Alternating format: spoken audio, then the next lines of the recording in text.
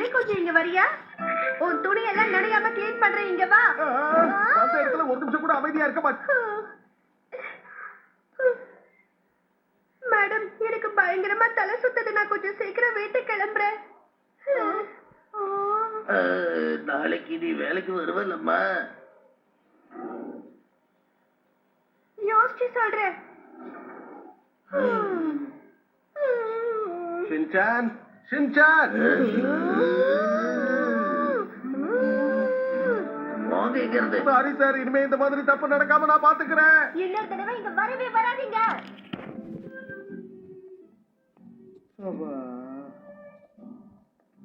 ஏன்ப்பா இப்படி அரைக்குறையா ஷேவிங் பண்ணி வச்சிருக்கீங்க? இதுக்கு ஒரு நாள் தனியா காய்ச்சி கொடுத்தீங்களோ?